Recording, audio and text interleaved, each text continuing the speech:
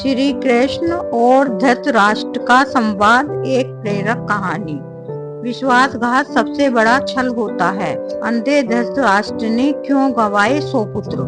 सुनिए एक सुंदर एवं मार्मिक वृत्तांत। श्री कृष्ण का उत्तर। महाभारत युद्ध समाप्त होने पर धृतराष्ट्र ने श्री कृष्ण से पूछा, मैं अंधा पैदा हुआ, 100 पुत्र मारे गए, भगवान मैंने ऐसा कौन सा पाप किया है जिसकी सजा मुझे मिल रही है। श्री कृष्ण ने बताना शुरू किया, पिछले जन्म में आप एक राजा थे। आपके राज्य में एक तपस्वी ब्राह्मण थे।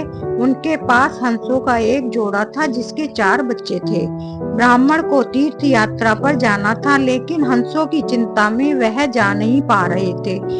उसने अपनी चिंता एक साधु को बताई। साधु ने कहा, तीर्थों में हंसों को बाधक बनाकर हंसों का अगला जन्म खराब क्यों करते हो। राजा प्रजापालक होता है, तुम और तुम्हारे हंस दोनों उसकी प्रजा हो। हंसों को राजा के संरक्षण में रखकर तीर्थ को जाओ। ब्राह्मण हंस और उसके बच्चे आपके पास रखकर तीर्थ को गए। आपको एक दिन मांस खाने की इच्छा हुई। आपने सोचा सभी जीवों का मांस खाया है पर हंस का मांस नहीं खाया।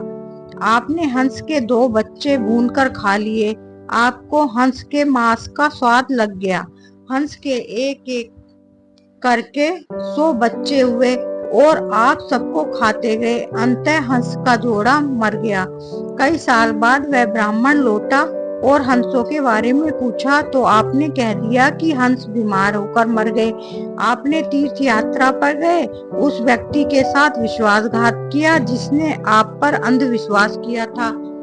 आपने प्रजा की धरोहर में डाका डालकर राजधर्म भी नहीं निभाया। जीवा के लालच में पड़कर हंस के 100 बच्चे भूनकर खाने के पाप से आपको 100 पुत्र हुए जो लालच में पड़कर मारे गए। आप पर आंख मूंदकर भरोसा करने वाले से झूठ बोलने और राजधर्म का पालन नहीं करने के कारण आप अंधे और राजकाज में विफल व्यक्ति हो गए। श्री कृष्ण ने कहा, सबसे बड़ा छल होता है विश्वासघात। आप उसी पाप का फल भोग रहे हैं। हम आशा करते हैं कि ये मोरल स्टोरी इन हिंदी आपको पसंद आई होगी और सीखने को भी बहुत कुछ मिला होगा। अगर ये कहानी आपको पसंद आई है तो दूसरे दोस्तों को शेयर करें और चैनल को लाइक करें और सब्सक्राइब करें।